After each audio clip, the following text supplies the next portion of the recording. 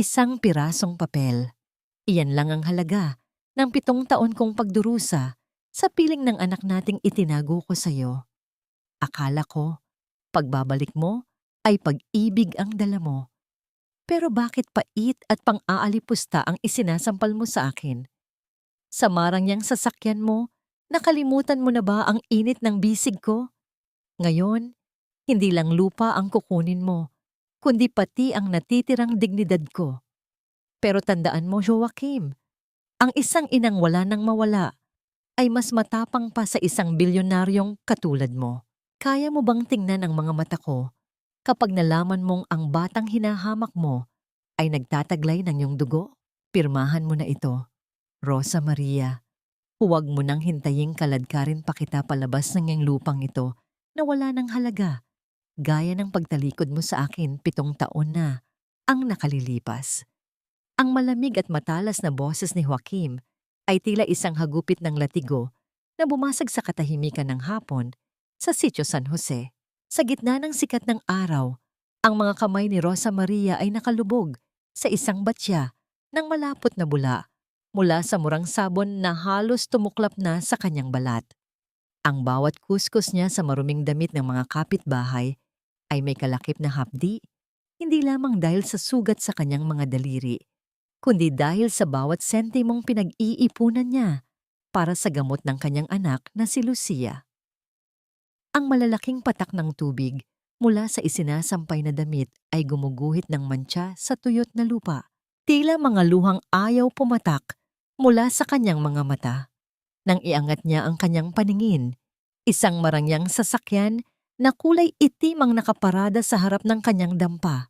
Isang banyagang anino sa gitna ng kanilang kahirapan. At doon, nakatayo ang lalaking minsan ay naging katuwang ng kanyang mga pangarap. Ngunit ngayon ay tila isang estranghero na may pusong yelo. Joaquim, nasaan ang puso mo? Marahan ang boses ni Rosa na mamaos dahil sa pagod habang pinupunasan niya ang kanyang mga basang kamay sa kupas na tapis na suot niya. Hindi mo ba nakikita? Ito na lang ang natitira sa amin ni Lucia. Ang lupang ito, ang munting bahay na ito, dito ko binuo ang buhay na tinalikuran mo. Isang mapait na ngiti ang sumilay sa labi ni Joaquim habang tinitingnan niya ang paligid ng may halong pandidiri. Ang dating mapagmahal na mga mata ay pinalitan na ng puot at pagmamataas na tila hindi na kayang abutin ng anumang pagsusuma mo. Huwag mong gamitin ang anak mo para makuha ang awa ko, Rosa Maria. Alam nating dalawa kung kaninong bunga ang batang yan. Akala mo ba ay makakalimutan ko ang gabing nakita ko kayo ni Antonio? 7 taon akong nabuhay sa galit habang ikaw ay nagpapakasasa sa kasalanan mo. Ngayon, negosyo ang ipinunta ko rito. I need this land para sa expansion ng resort ng pamilya ko at hinding-hindi ko hahayaan na ang isang katulad mo ang humadlang sa mga plano ko. Ang bawat salita ni Joaquim ay tila mga karayom na unti-unting itinutusok sa puso ni Rosa. Gusto niyang sumigaw, gusto niyang ipagsigawan ang katotohanang matagal niyang itinago sa takot na baka lalong maging mapanganib ang sitwasyon. Ngunit ang kanyang lalamunan ay tila binarahan ng isang malaking bukol ng pait. Paano nagawang maniwala ng lalaking ito sa isang kasinungalingang binuo ng iba? Paano niya nagawang itakwil ang sarili niyang dugo nang hindi man lang tinitingnan ang mga mata ng bata? Sa sandaling iyon, bumukas ang sira-sirang pinto ng dampa at lumabas ang isang maliit na batang babae na may malalaki at mapupungay na mga mata. Mama, bakit po umiiyak ang lalaking nakasuot ng magandang damit? Ang inosenteng tanong ni Lucia ay tila isang malakas na kulog na yumanig sa kinalalagyan ni Joaquim. Panandalian, ang kanyang malamig na titig ay natuon sa bata. Nakita niya ang bawat anggulo ng mukha nito, ang hugis ng ilong, ang kurbada ng labi, mga katangiang tila sumasalamin sa sarili niyang anyo sa salamin. Ngunit agad niyang iwinaksi ang kaisipang iyon. Ang kanyang isip ay nilason na ng mga maling akala na itinanim sa kanya ng kanyang ina at ng dati niyang kaibigan. Umalis ka na rito, Joachim. Wala kang makukuha sa amin.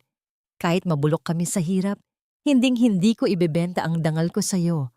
Ang matapang na pahayag ni Rosa habang niyayakap ng mahigpit ang kanyang anak. Lumapit si Joachim. Ang kanyang bango na amoy mamahaling pabango ay humalo sa amoy ng sikat ng araw at sabon sa paligid.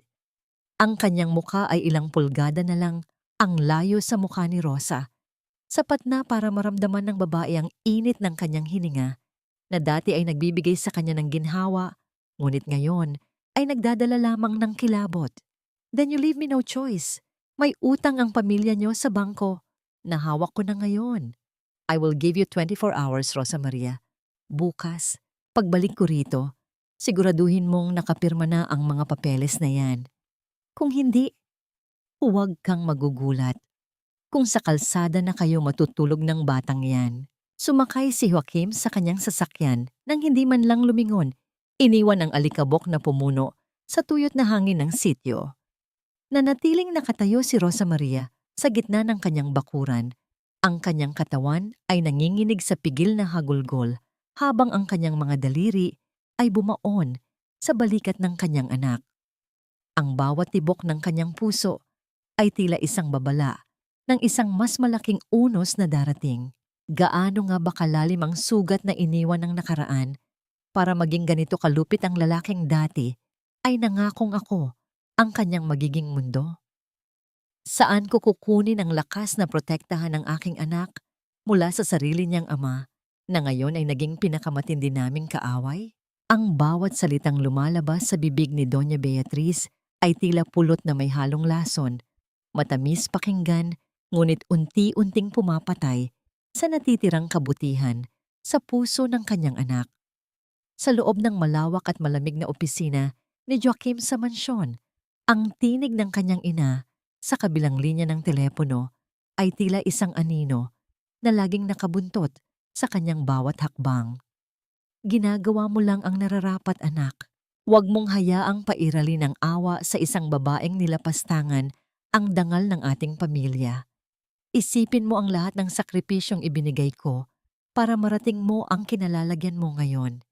Hindi tayo pwedeng maging mahina, lalo na sa mga taong traidor. Ibinaba ni Beatriz ang telepono sa ibabaw ng mesa nang may marahang pagdaiti ng kagamitan, isang kilos na puno ng awtoridad at kawalan ng pagsisisi. Habang nakatingin siya sa labas ng bintana ng kanilang mansyon sa Maynila, isang ngiti ng tagumpay ang gumuhit sa kanyang labi na napinturahan ng matingkad na pula. Para sa kanya, ang buhay ay isang malaking laro ng kapangyarihan at si Rosa Maria ay isang dumi lamang na dapat nang tuluyang maalis sa kanilang kasaysayan. Hindi niya hahayaang malaman ni Joachim ang katotohanan na siya mismo ang nagbayad kay Antonio 7 taon na ang nakalilipas upang gumawa ng isang palabas na wawasak sa tiwala ng kanyang anak. Samantala, sa kabayanan ng San Jose, ang bawat hakbang ni Rosa Maria ay mabigat. Tila ang kanyang mga paa ay nakagapos sa mga kadena ng kawalang pag-asa. Sa kanyang pagnanais na mailigtas ang kanilang munting tahanan, nagbakasakali siyang lapitan si Antonio, ang lalaking sa pagkakaalam niya ay matalik na kaibigan ni Joachim. Hindi niya alam na ang taong ito ang ahas na nagmula sa parehong hukay ng kasamaan ni Doña Beatriz. Rosa, alam mo namang gusto kitang tulungan? Ang wika ni Antonio habang tinitingnan niya ang babae nang may halong pagnanasa na itinatago sa likod ng huwad na pag-aalala. Ang kanilang pagkikita sa likod ng lumang simbahan ay balot ng katahimikan, maliban na lamang sa mahinang kaluskos ng mga dahon na tinatangay ng hangin. Pero malakas ang kapit ni Joachim sa bangko. Mahirap kalabanin ang taong may pera, maliban na lang kung may maibibigay ka ring kapalit na higit pa sa salapi. Ang mga daliri ni Antonio ay dumaan sa gilid ng braso ni Rosa, isang hawak na nagpadala ng kilabot sa buong katawan ng babae. Agad na napaatras si Rosa, ang kanyang puso ay tila isang ibon na nagpupumiglas sa loob ng kanyang dibdib. Salamat na lang, Antonio. Akala ko ay kaibigan ka, pero mukhang tama ang sinasabi nila. Ang pera ay kayang baguhin Kahit ang pinakamalapit na kasama, tumalikod si Rosa at mabilis na naglakad palayo. Ang kanyang mga mata ay naniningkit sa pigil na luha. Ang bawat pangungutya at bawat bitag na inilalatag sa kanya ay tila isang malaking pader na nagkukulong sa kanya sa dilim. Sa kanyang isip, ang tanging mahalaga ay ang kaligtasan ni Lucia. Pagdating niya sa kanilang dampa, agad siyang tumungo sa ilalim ng kanilang katre kung saan nakatago ang isang lumang lata ng biskwit, ang sisidlan ng kanilang pinakaiingatang mga dokumento. Kailangang mahanap ni Rosa ang record ng panganganak at ang huling resulta ng pagsusuri sa puso ni Lucia mula sa bayan. Ito ang tanging patunay na ang bata ay may karamdamang kailangang tutukan, na marahil ay magpapalambot sa puso ng sino mang opisyal na lalapitan niya para humingi ng palugit. Ngunit nang buksan niya ang lata, ang tanging tumambad sa kanya ay ang kalawangin at bakanting loob nito. Nanginginig ang kanyang mga kamay habang pilit na kinakalkal ang bawat sulok ng munting dampa. Inilipat niya ang bawat gamit, itinabi ang bawat damit, ngunit ang mga papel ay tila naglahong parang bula. Ang kanyang paghinga ay naging mababaw at mabilis.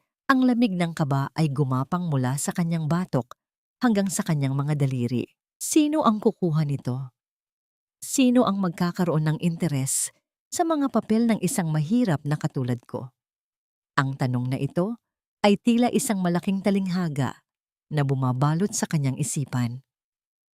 Ang kawalan ng mga dokumentong yon ay hindi lamang nangangahulugan ng kawalan ng ebidensya para sa kanyang mga ipinaglalaban, kundi isang senyales na may mga matang nagmamasid sa kanila sa dilim, naghihintay ng tamang pagkakataon upang tuluyan silang ilubog. Napatitig si Rosa sa kanyang anak na mahimbing na natutulog sa sahig, walang malay sa panganib na unti-unting bumabalot sa kanila. Ang kawalan ng mga papel ay tila isang babala, isang hudyat na ang labanang ito ay hindi lamang tungkol sa lupa, kundi tungkol sa isang lihim na pilit na binabaon ng mga taong may malalakas na kamay. Ang sikat ng araw sa hapon ay tumatagos sa mga dahon ng malalaking puno ng kawayan, lumilikha ng mga anino ng liwanag na sumasayaw sa ibabaw ng kristal na tubig ng sapa.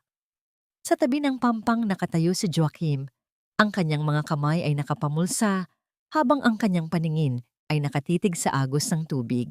Dito, sa lugar na ito, 7 taon na ang nakalilipas, nangako siya ng kawalang hanggan sa isang babaeng akala niya ay magiging tapat sa kanya. Ang katahimikan ng paligid ay tila isang malaking kumot na bumabalot sa kanyang pagkatao. Pilit na itinatago ang banyagang ingay ng kanyang magulong isipan. Isang malambot na kaluskos ng mga tuyong dahon ang bumasag sa kanyang pagmumuni-muni. Hindi ito ang mabigat na hakbang ng isang matanda, kundi ang magaan at halos hindi marinig na pagtapak ng maliliit na paa sa damuhan. Nang lumingon si Joaquim, nakita niya ang batang babae, si Lucia. Ang bata ay may bitbit na munting basket na gawa sa yantok at ang kanyang buhok ay bahagyang nagulo ng hangin. Hindi ito ang unang pagkakataon na nakita niya ang bata, ngunit ito ang unang pagkakataon na sila ay magkatapat, malayo sa mapanghusgang mga mata ni Rosa Maria at ng mga taga-nayon. "Bakit ka nandito, bata?" Ang tanong ni Joaquim ay may halong lamig, ngunit may bahid din ng isang kuryosidad na hindi niya maipaliwanag. "Hindi ba sinabi ng nanay mo na huwag kang lalapit sa mga katulad ko?" Tumigil si Lucia sa kanyang paglalakad. Ilang di pa lamang ang layo mula sa kinalalagyan ng lalaki. Walang bakas ng takot sa kanyang mga mata, isang katangiang tila banyaga sa lahat ng mga taong nakakausap ni Joaquim sa sitio. "Sabi po ni Mama, delikado raw po ang ilog. Pero sabi po ni Tia Belen, ang mga anghel daw po ay laging nagbabantay sa mga batang mababait." Ang sagot ni Lucia sa isang malambing na tinig na tila musika sa pandinig ni Joaquim. "Nakita ko po kayo rito kahapon. Mukha po kayong malungkot." Isang kakaibang kurot sa puso ang naramdaman ni Joaquim. Ang inosenteng obserbasyon ng bata ay tila isang matalim na palaso na tumagos sa kanyang baluti ng pagmamataas. Malungkot? I am one of the most successful businessmen in this country, Lucia. I have everything. Bakit naman ako malulungkot? Ibinaba ni Lucia ang kanyang basket at kumuha ng isang maliit na dilaw na bulaklak ng dapon na pitas mula sa gilid ng mga bato. Lumapit siya ng dahan-dahan. Ang kanyang maliliit na daliri ay bahagyang marumi dahil sa paglalaro sa lupa. Inabot niya ang bulaklak kay Joaquim. Ang kanyang mga mata ay nagniningning sa ilalim ng sikat ng araw. Para po sa inyo, Tito, sabi ni Mama. Kapag may nakita akong taong mabigat ang dinadala, dapat silang bigyan ng magandang bagay para gumaan ang pakiramdam nila. Napatitig si Joaquim sa maliit na bulaklak at pagkatapos ay sa maliliit na kamay na nag-aalok nito. Sa loob ng maraming taon, sanay siya sa mga mamahaling regalo, sa mga pakitang taong papuri. Ngunit ang simpleng alok na ito, mula sa isang batang itinuturing niyang bunga ng pagtatraidor, ay nagdulot ng isang matinding kaguluhan sa kanyang kalooban. Dahan-dahan niyang tinanggap ang bulaklak.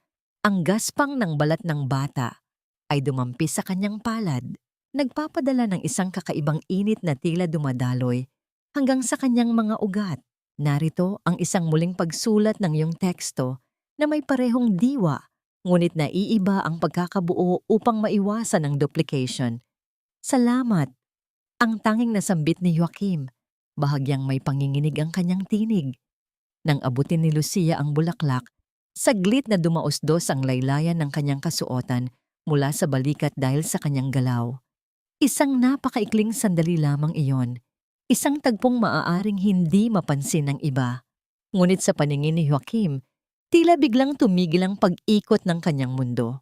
Doon sa gawing likod ng kanang balikat ng bata, malapit sa kurbada ng kanyang leeg ay isang marka, isang balat na kulay tsokolate na may hugis na tila isang maliit na dahon. Ang bawat hibla ng katawan ni Joaquim ay nanigas. Ang hangin na kanina ay malayang dumadaloy sa kanyang baga ay tila naglaho. Ang markang yon, ang eksaktong markang yon ay taglay niya sa parehong bahagi ng kanyang katawan. Isang marka na sa loob ng maraming henerasyon ay sinasabing selyo ng kanilang pamilya. Nabitawan ni Joaquim ang maliit na bulaklak. Ang mga talulot nito ay dahan-dahang nahulog sa ibabaw ng malalagong damo.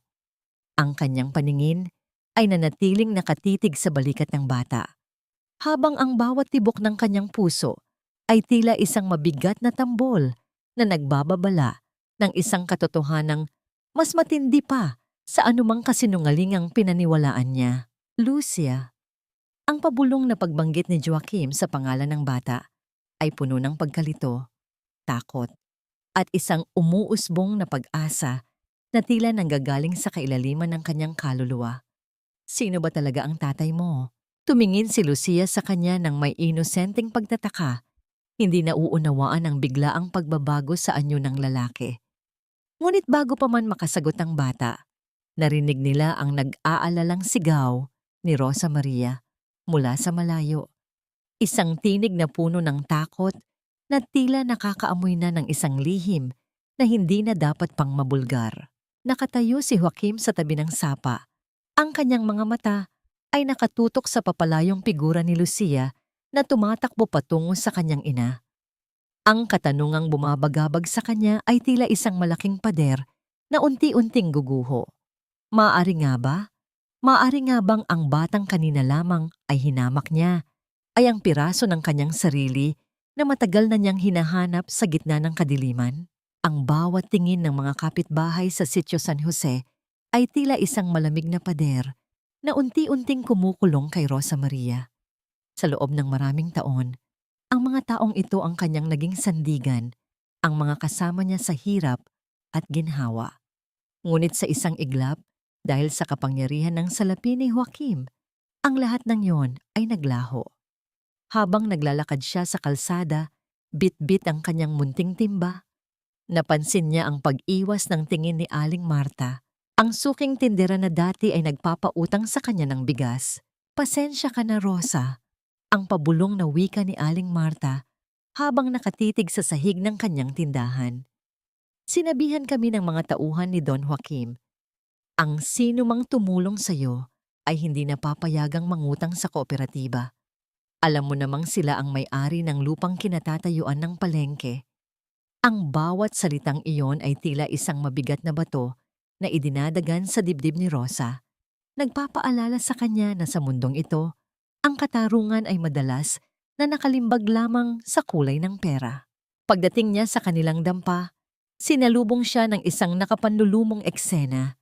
Si Tia Belen, ang tanging kamag-anak na nag-aruga sa kanya nang itakwil siya ng lahat, ay nakahiga sa sahig at nanginginig sa matinding lagnat.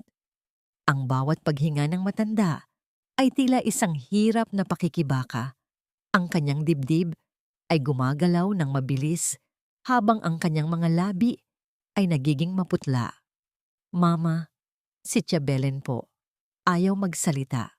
Ang umiiyak na sumbong ni Lucia habang hinahaplos ang mainit na noo ng kanyang lola. Ang takot ay gumapang sa buong katawan ni Rosa. Wala siyang pera, wala siyang dokumento, at ngayon ay unti-unti nang nauubos ang oras para sa tanging taong nagbigay sa kanya ng pagmamahal. Sinubukan niyang buhatin si Tia Belen, ngunit ang kanyang sariling katawan ay hapon na rin sa pagod at gutom. Sa kanyang desperasyon, alam niyang may isang tao lamang na may kakayahang magligtas sa kanila.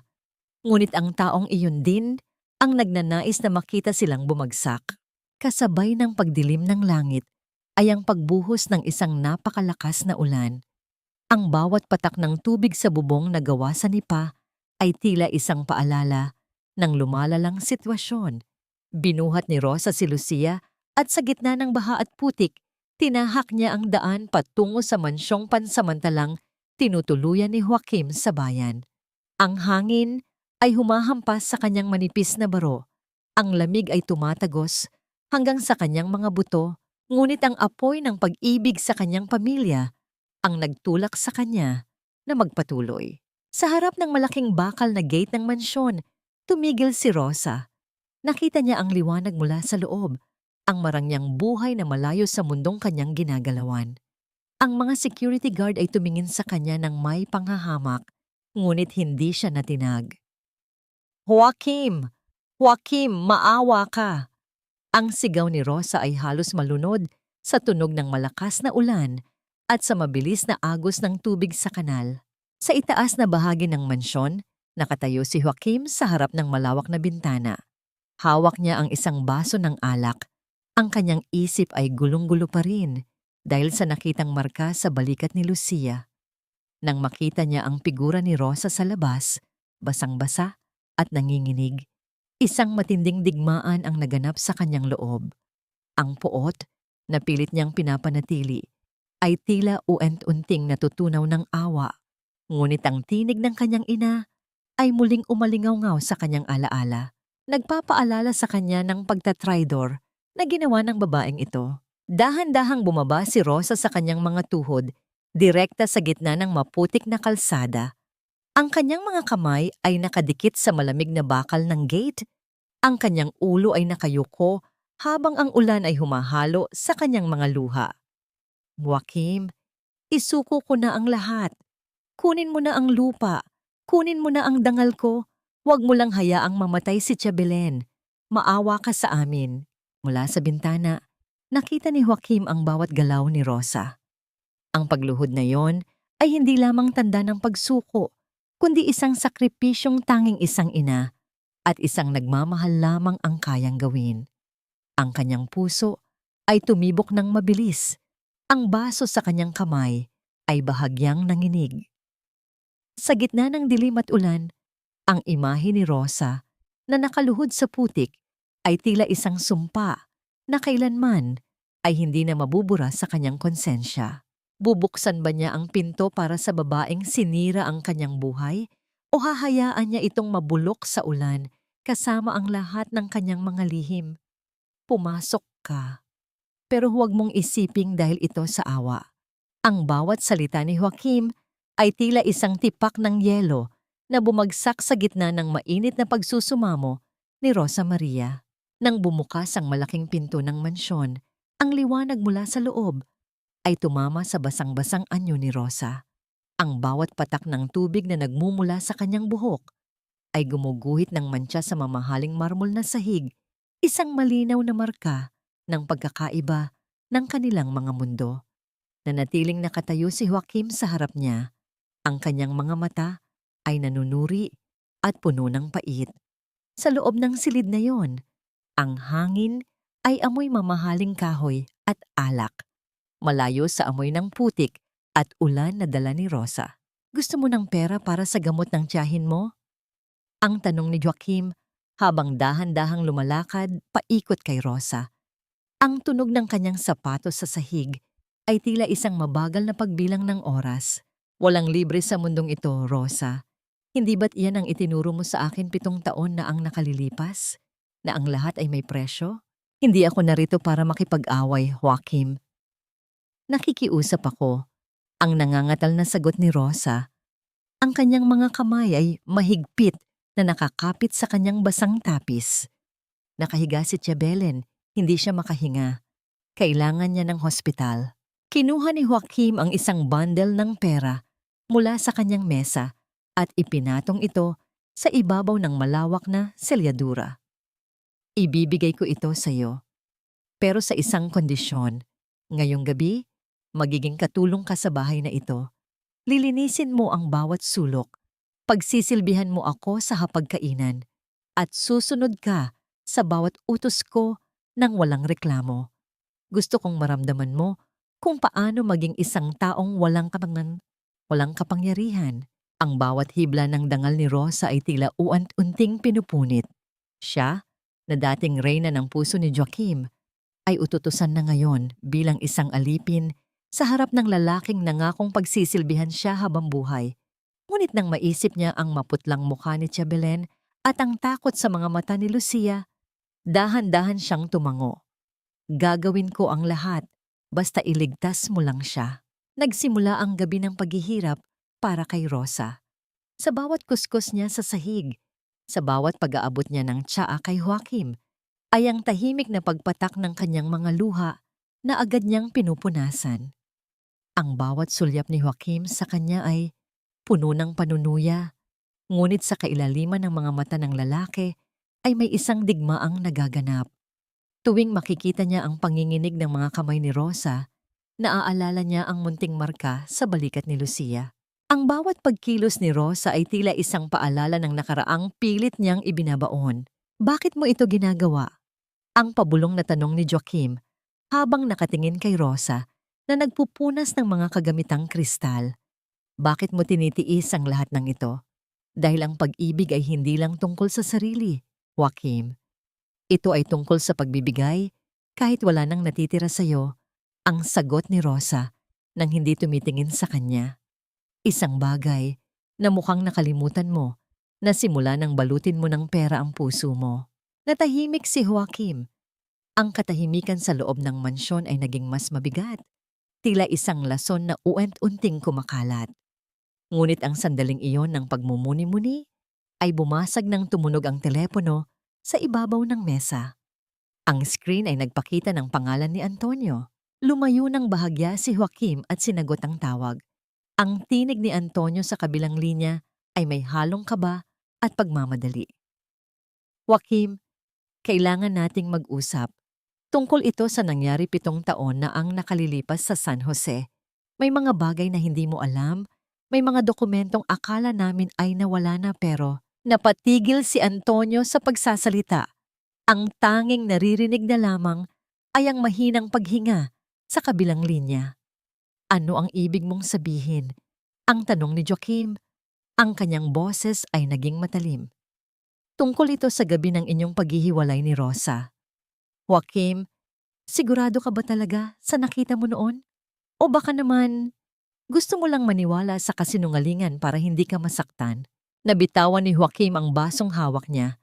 Ang pagbagsak nito sa makapal na alpombra ay hindi lumikha ng ingay.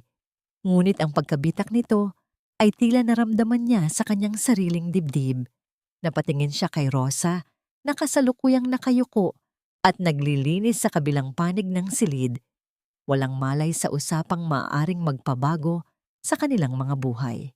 Anong kasinungalingan, Antonio? Magsalita ka. Ang mariing utos ni Joaquim, ngunit ang tanging sagot na natanggap niya ay ang putol na signal ng telepono. Nananatiling nakatitig si Joaquim kay Rosa, ang kanyang isip ay tila isang bagyong muling nabuhay. Ang munting marka sa balikat ng bata, ang pagsasakripisyo ni Rosa sa putik, at ang misteryosong tawag ni Antonio.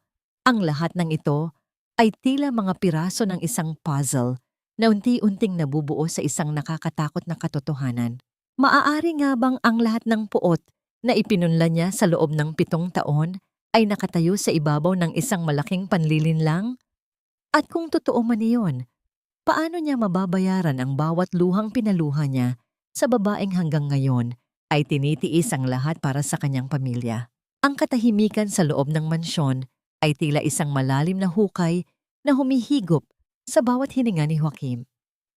Habang ang lahat ay himbing na sa pagtulog, ang kanyang diwa ay nananatiling gising, binabagabag ng boses ni Antonio sa telepono at ng inosenteng mukha ni Lucia. May kung anong bigat sa kanyang dibdib na hindi kayang pawiin ng alak o ng kayamanan. Ang bawat sulok ng bahay na ito, na dati ay simbolo ng kanyang tagumpay, ay tila naging isang bilangguan ng mga lihim. Dahan-dahan siyang naglakad patungo sa silid-aklatan ng kanyang ina, si Doña Beatriz. Ang amoy ng mamahaling pabango at lumang papel ay sumalubong sa kanya, isang amoy na laging nagpapaalala sa kanya ng awtoridad at disiplina ng kanyang ina. Ngunit sa pagkakataong ito, ang paggalang ay pinalitan ng isang matinding pagdududa. Alam ni Joaquim na kung mayroong nakakaalam ng buong katotohanan, walang iba kundi ang babaeng nagmamanipula ng kanyang buhay mula pa noong bata siya. Sa ilalim ng isang tumpok ng mga legal na dokumento sa loob ng isang nakatagong lianera, nakakita siya ng isang maliit na sobre.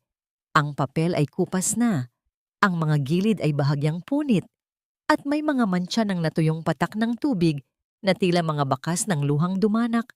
Maraming taon na ang nakalilipas.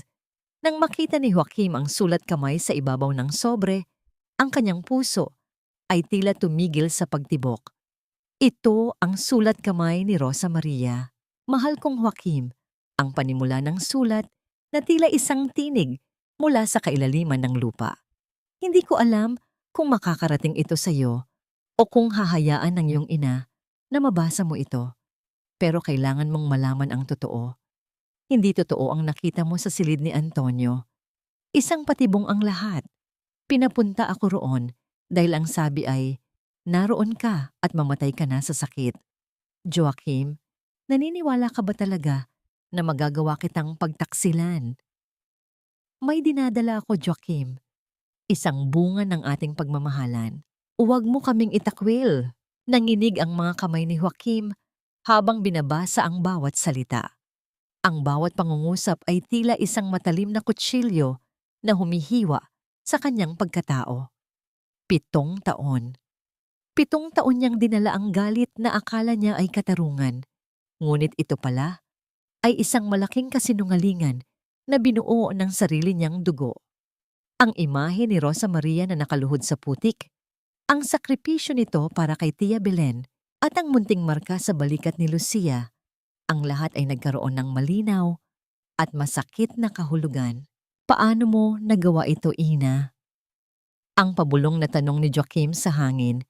Ang kanyang boses ay puno ng pait at puot. Anong ginagawa mo rito, Joaquim? Ang malamig at mapang-utos na tinig ni Doña Beatriz ay bumasag sa katahimikan. Nakatayo ang matanda sa may pintuan, nakabalot sa kanyang mamahaling sutlang pantulog. Ang kanyang mga mata ay naniningkit habang nakatingin sa sulat na hawak ng kanyang anak. Ito ba ang dahilan? Kaya mo ako pinalayo sa kanya? Ang baulok na tanong ni Joaquim habang iwinawagayway ang sulat. Alam mong buntis siya.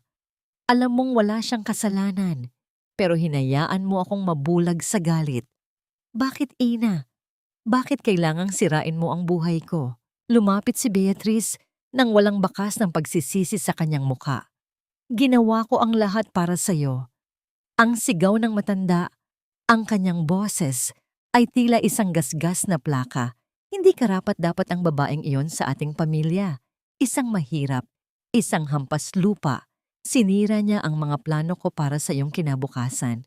Ang pag-ibig ay lumilipas, Joaquim, pero ang kapangyarihan at ang ating pangalan ay mananatili habang buhay. Ngunit ang iyong pangalan ay nabahira na ng dugo at kasinungalingan. Ang sagot ni Joaquim, ang kanyang mga mata ay nagbabaga sa galit na matagal niyang kinimkim. Bukas na bukas din, kukunin ko si Rosa at si Lucia. At hinding-hindi ko mapapatawad ang ginawa mo. Sa gitna ng tensyon, biglang nanahimik si Beatrice. Ang kanyang mukha ay namutla. Ang kanyang mga kamay ay humawak.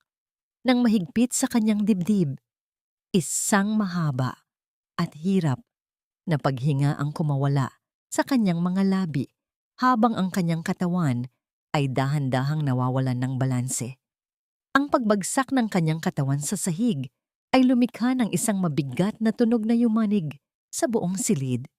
Ina, ang sigaw ni Joaquim. Ang galit ay panandaliang napalitan ng takot habang nilalapitan ang bumagsak na ina. Nakaluhod si Joaquim sa tabi ni Beatrice. Ang sulat ni Rosa Maria ay nalaglag sa sahig at dahan-dahang nilipad ng hangin mula sa bintana. Habang pilit niyang ginigising ang kanyang ina, isang tanong ang pumasok sa kanyang isipan. Ito ba ay isang tunay na karamdaman? O isa na namang matalinong paraan ng matanda upang pigilan siya sa paghahanap ng katarungan? Sa gitna ng kaguluhang ito, lalong lumalayo ang pagkakataon niyang humingi ng tawad sa babaeng winasak niya ang buhay. Ang sikat ng araw sa umaga ng kapistahan ng San Jose ay hindi sapat upang pawiin ang lamig na nananatili sa puso ni Rosa Maria. Ang buong sitio ay balot ng makukulay na banderitas na sumasayaw sa ihip ng hangin at ang amoy ng masasarap na kakanin at inihaw na pagkain ay humahalo sa ingay ng masayang usapan ng mga tao. Ang bawat tugtog mula sa banda ng musiko na dumadaan sa bawat bahay ay tila isang paalala na ang buhay ay patuloy sa pag-ikot kahit na ang sariling mundo ni Rosa ay tila unti nang gumuho.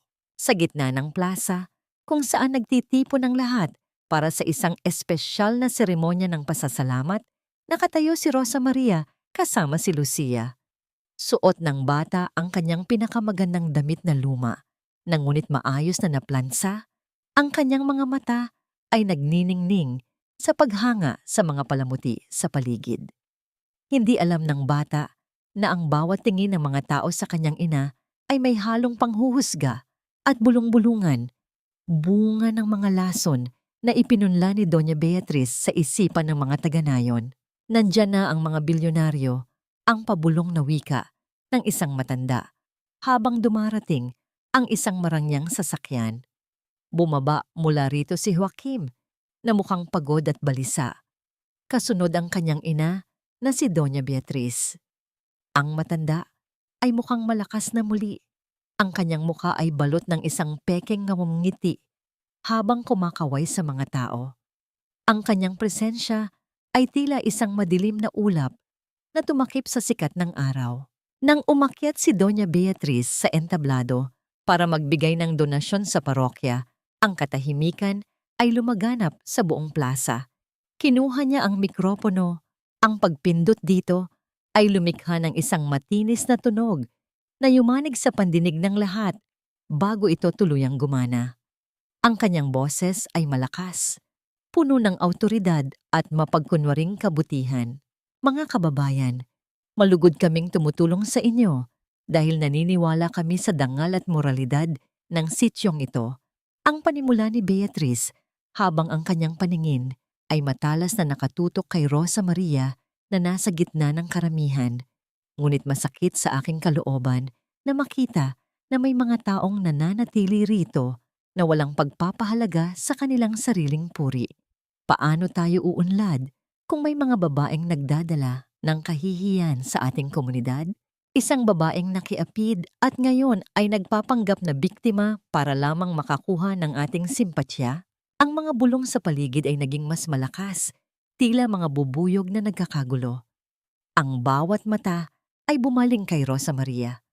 Ang kahihiyan ay gumapang sa kanyang buong pagkatao. Ang kanyang muka ay nag-init at ang kanyang mga kamay ay nanginginig sa matinding insulto. Gusto niyang tumakbo, gusto niyang maglaho, ngunit ang bigat ng kanyang mga paa ay tila nakabaon sa semento ng plaza. Ma, please stop this. I'm warning you. Ang pabulong na pagsusumamo ni Joaquim sa tabi ng kanyang ina, ang kanyang mga kamao ay nakakuyom sa sobrang galit at pagkadismaya. Ngunit hindi siya pinansin ng matanda. Lalo pa nitong itinaas ang kanyang boses upang masigurong maririnig ng lahat ang kanyang bawat salitang humihiwa sa dangal ni Rosa. Hindi tayo pwedeng magbulag-bulagan. Ang sigaw ni Beatriz. Ang babaeng yan, si Rosa Maria, ay isang linta na sumisira sa pangalan ng pamilya namin. Isang babaeng pinili ang kasalanan kaysa sa katapatan. Sa gitna ng malakas na pangungutya at ng mapanghusgang mga mata ng buong sityo, naramdaman ni Rosa ang isang mahigpit na hawak sa kanyang laylayan. Tiningnan niya si Lucia. Ang bata ay umiiyak na. Ang kanyang maliliit na balikat ay nanginginig sa takot at pagkalito. Hindi man lubos na nauunawaan ni Lucia ang lahat ng salitang binibitawan ng matandang babae, nararamdaman niya ang puot na ibinabato sa kanyang ina. Binitawan ni Lucia ang kamay ni Rosa at tumakbo patungo sa harap ng entablado, direkta sa kinalalagyan ni Joaquim. Ang bawat hakbang ng bata sa gitna ng matahimik na plaza ay tila isang mabigat na pasanin sa budhi ni Joaquim. Nang marating ni Lucia ang harap ng lalaki, niyakap niya ng mahigpit ang binti nito. Ang kanyang maliliit na kamay ay kumapit sa mamahaling tela ng pantalon ni Joaquim. Tito, please stop them! Bakit po nila inaaway ang mama ko? Ang malakas na hagulgol ni Lucia ay umalingaw-ngaw sa buong plaza. Tila isang mabisang gamot na pansamantalang nagpatahimik sa malupit na tinig ni Doña Beatriz. Mabait po ang mama ko. Please, Tito, pauwiin niyo na po sila. Napatitig si Joaquim sa batang nakayakap sa kanya. Ang init ng bawat luhang tumatagos sa kanyang pantalon ay tila isang apoy na nagpapatunaw sa kanyang natitirang pag-alinlangan. Ang inosenteng hiling ng bata ay tila isang sampal sa kanyang mukha. Isang paalala na sa gitna ng digmaan ng mga matatanda, isang batang walang kasalanan ang pinakamatinding nasasaktan. Tumingala si Joaquim at tumingin kay Rosa Maria. Ang babae ay nakatayo pa rin doon, tila isang rebulto ng pait at kawalang pag-asa. Ang kanyang mga mata ay puno ng luhang. Ayaw pumatak sa harap ng kanyang mga kaaway. Sa sandaling iyon, ang dangal ni Rosa ay tila tuluyan ng gumuho sa harap ng buong sityo at ang tanging makakapagligtas sa kanya ay ang lalaking naging dahilan din ng kanyang pagbagsak. Sino ang papanigan ni Joaquim? Ang kanyang ina na nagbigay sa kanya ng lahat o ang batang ito na may parehong marka ng kanyang lahi at ang babaeng 7 taon niyang minahal sa kabila ng lahat ng kasinungalingan?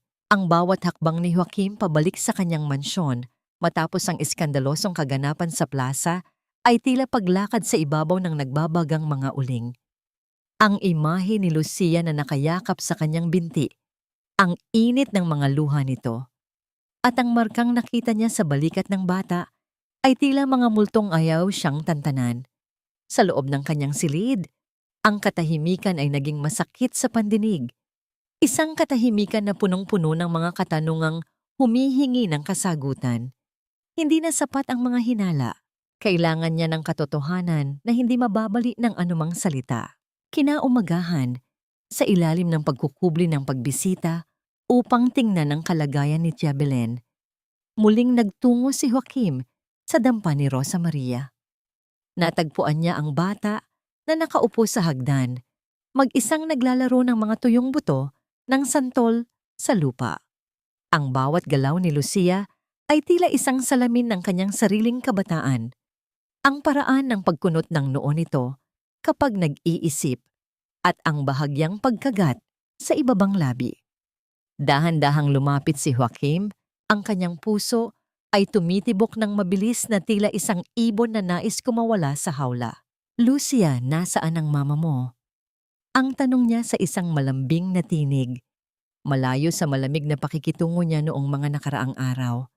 Nasa loob po, kinukuha ang baso ng tubig ni Lola Belen, ang sagot ng bata nang hindi tumitingin sa kanya.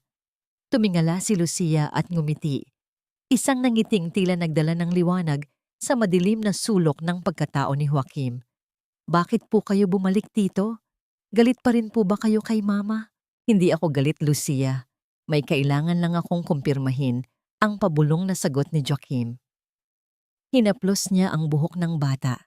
Isang haplos na puno ng pag-iingat at lihim na pagnanais na sana ay totoo ang kanyang hinala. Sa pagdaan ng kanyang mga daliri, sa mahaba at itim na buhok ni Lucia, nakakuha siya ng ilang hibla nito na sumama sa kanyang palad.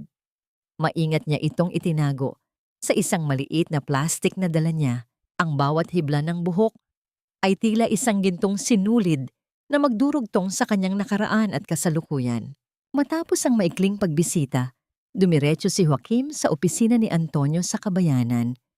Ang bawat pag-ikot ng gulong ng kanyang sasakyan ay tila isang pagbilang ng kanyang lumalaking pagkabalisa. Nang makaharap niya si Antonio, ang dati niyang kaibigan ay tila hindi mapakali. Ang bawat tingin nito ay iniiwas sa matalas na paningin ni Joaquim. Antonio, huling pagkakataon na ito. Sabihin mo sa akin ang totoo tungkol sa gabi ng paghihiwalay namin ni Rosa. Ang mariing utos ni Joaquim habang nakatitig ng diretso sa mga mata ng kaibigan. Alam kong may kinalaman si Mama. Alam kong may kinalaman ka. Joaquim, ilang beses ko bang sasabihin sa'yo? Nakita mo ang nakita mo. Ang depensa ni Antonio, ang kanyang boses ay bahagyang nanginginig. Bakit mo pa binubuksan ang sugat na matagal nang naghilom? Masaya ka na sa buhay mo ngayon. Bakit kailangan mo pang maghanap ng gulo? Dahil ang masayang buhay na sinasabi mo ay binuo sa ibabaw ng mga bangkay ng katotohanan. Ang sigaw ni Joaquim, ang kanyang kamao, ay humampas sa mesa na lumikha ng isang mabigat at tuyong tunog na yumanig sa mga kagamitan sa ibabaw nito. Kung malaman kong niloko niyo ako, sinisiguro ko sa iyo, Antonio, walang halaga ng pera ang makakaligtas sa iyo mula sa galit ko. Umalis si Joaquim nang hindi hinihintay ang sagot ni Antonio. Agad siyang nagtungo sa isang kilalang klinika sa Karatigbayan upang isumite ang mga sample ng buhok para sa isang DNA test. Ang bawat minuto ng paghihintay ay tila isang taon. Ang bawat paghinga niya ay balot ng kaba. Ipinagbilin niya na sa kanya lamang dapat ibigay ang resulta. Isang lihim na labanan laban sa mga aninong pilit na humaharang sa kanya. Ngunit sa likod ng kanyang mga hakbang, isang mata ang nagmamasid. Ang tauhan ni Doña Beatriz, na tila isang aninong laging nakabuntot, ay agad na nagulat sa matanda. Sa loob ng madilim na mansyon, muling nagpakita ng nangiting tagumpay si Beatriz habang hawak ang kanyang telepono. Hindi niya hahayaang mabuksan ang pintuan ng katotohanan na matagal na niyang ipininid ng may kasinungalingan. Pagkalipas ng ilang araw, bumalik si Joaquim sa klinika. Ang kanyang mga kamay ay nanlalamig habang tinatanggap ang puting sobre na naglalaman ng kanyang kapalaran. Ang bawat hibla ng kanyang pag-asa ay nakasabit sa manipis na papel na nasa loob nito. Dahan-dahan niyang binuksan ang sobre. Ang tunog ng pagpunit ng papel ay tila isang huling hudyat ng isang digmaang hindi niya alam kung mananalo siya. Nang mabasa niya ang mga numerong nakalimbag sa ibaba, ang kanyang mundo ay tila muling gumuho. Probability of paternity, 0%. Ang bawat letra ay tila mga uod na gumagapang sa kanyang paningin. Hindi maaari. Ang marka sa balikat, ang mga kilos ng bata, ang lahat ng sinasabi ng kanyang puso. Lahat ba yon ay isa lamang malaking ilusyon?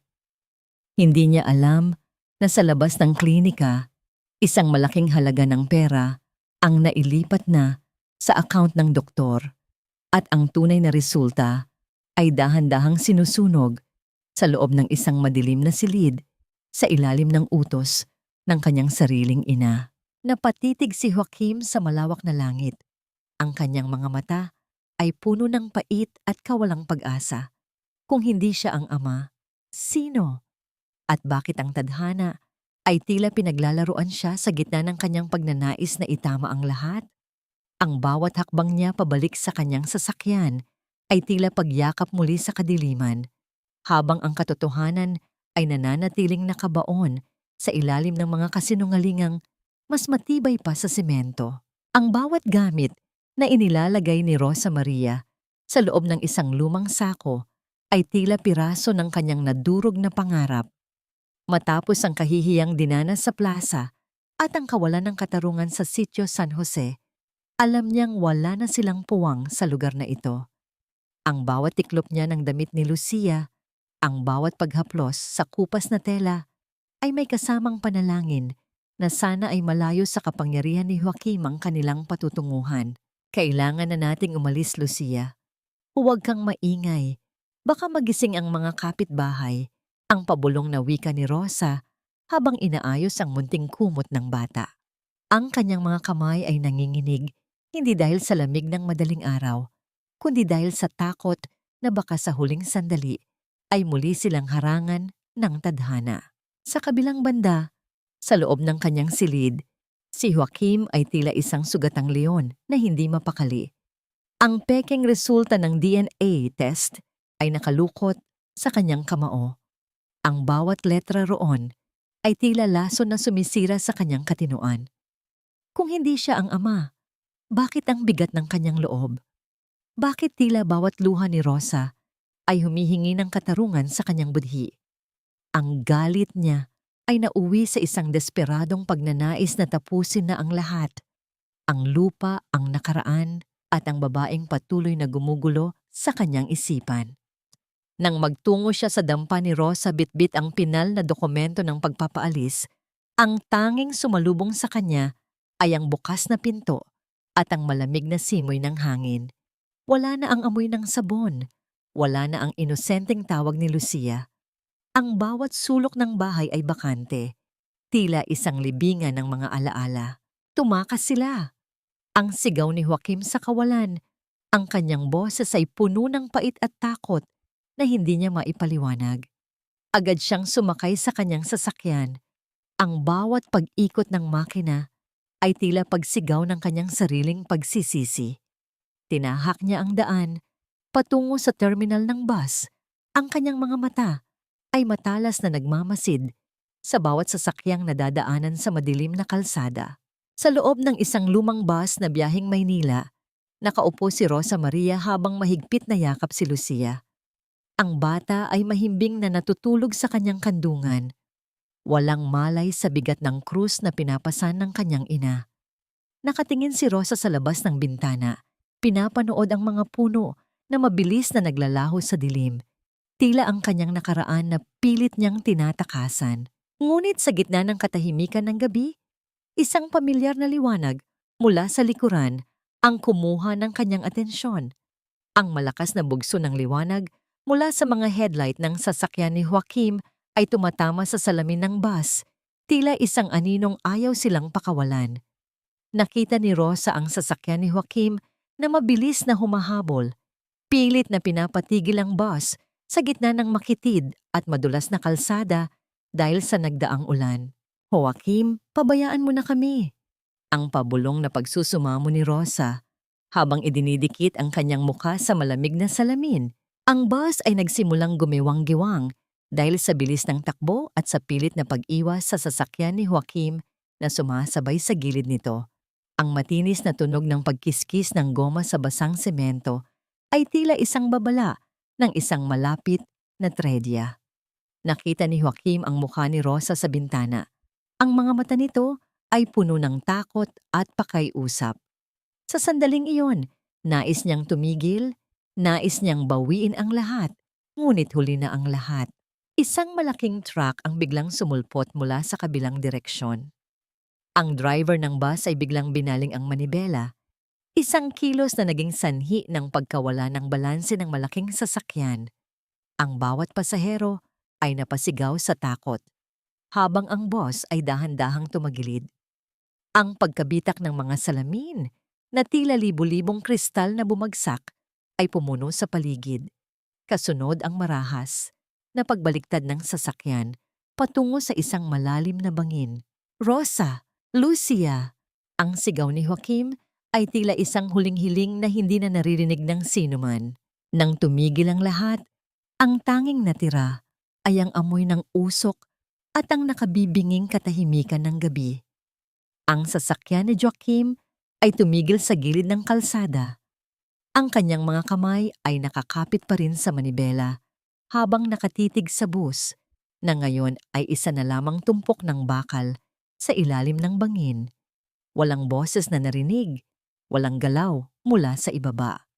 Ang tanging nakita niya ay ang munting kumot ni Lucia na dahan-dahang tinatangay ng hangin mula sa bintana ng naghihingalong sasakyan. Ang bawat sandali matapos ang pagkakahulog ng bus sa bangin ay tila isang walang hanggang bangungot para kay Joaquim. Ang amoy ng tumatagas na petrolyo at ang usok na nagmumula sa nayuping bakal ay humahalo sa lamig ng gabi. Walang alinlangan na tinalunto ni Joaquim ang matarik at madulas na dalisdis. Ang kanyang mga kamay ay nasusugatan sa mga matatalim na sanga at bato, ngunit hindi niya nararamdaman ang hapo. Ang tanging naririnig niya ay ang mabilis na kabog ng kanyang sariling dibdib na tila isang martilyo na nagpapaalala sa kanyang kasalanan. Nang marating niya ang ilalim, ang bawat hininga niya ay tila binarahan ng bara.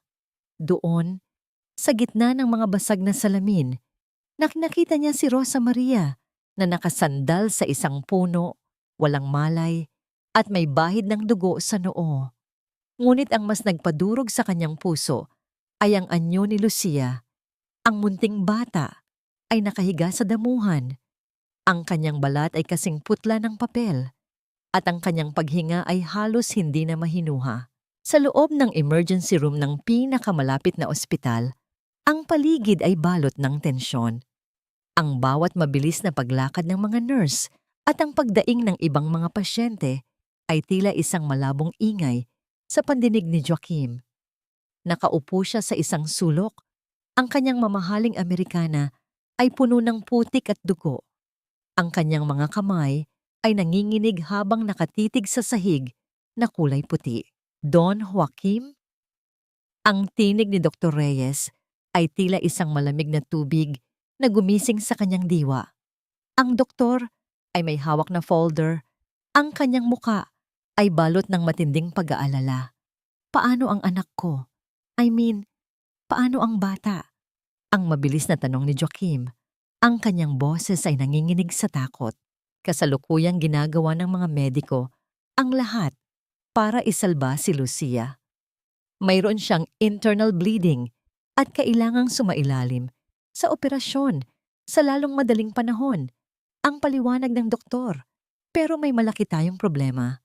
Nawalan siya ng maraming dugo at kailangan namin ng transfusion. Ang grupo ng dugo ng bata ay napakabihira. Rh-negative type O.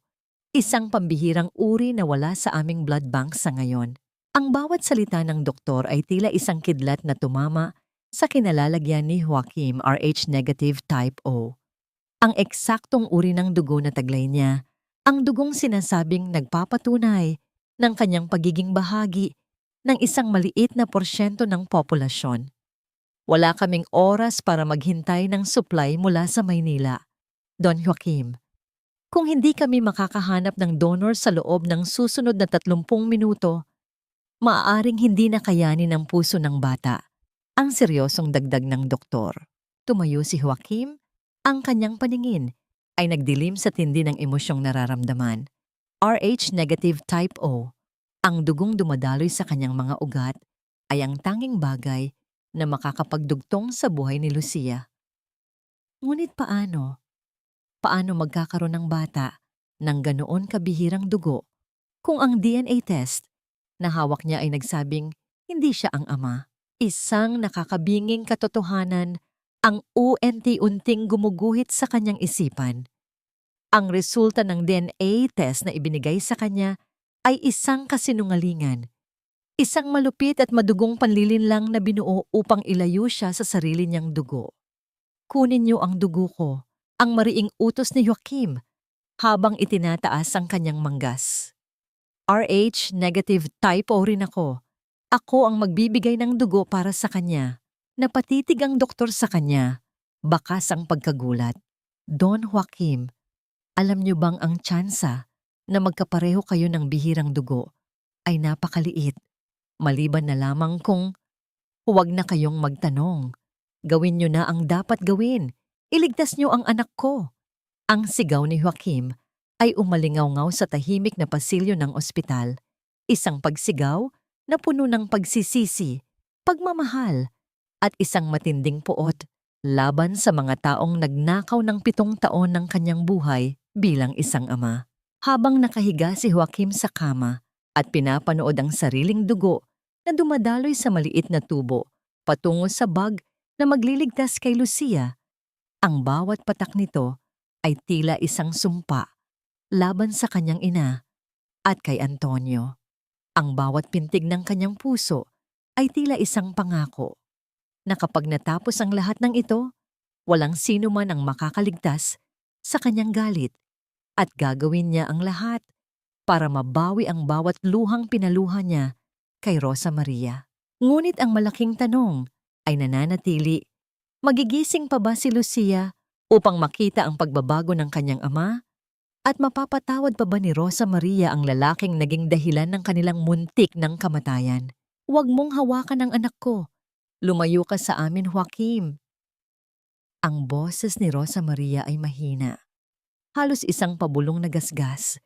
Ngunit ang bawat salita ay tila isang malakas na sampal na yumanig sa buong pagkatao ni Joaquim. Ang bawat kataga ay puno ng puot na mas matalas pa sa anumang patalim na maaaring humiwa sa kanyang balat. Nakatayo si Joaquim sa tabi ng kama ni Rosa sa loob ng intensive care unit. Ang kanyang mukha ay kasing putla ng mga dingding ng ospital. Ang puting benda sa kanyang braso, kung saan dinaloy ang dugong nagligtas sa buhay ni Lucia, ay tila isang mantsa ng kanyang sariling kasalanan. Sa loob ng silid, ang tanging naririnig ay ang rhythmic at mekanikal na tunog ng monitor ng puso. Ang bawat pag-akyat at pagbaba ng linya ay tila isang pagbilang ng bawat segundo ng kanyang pagdurusa.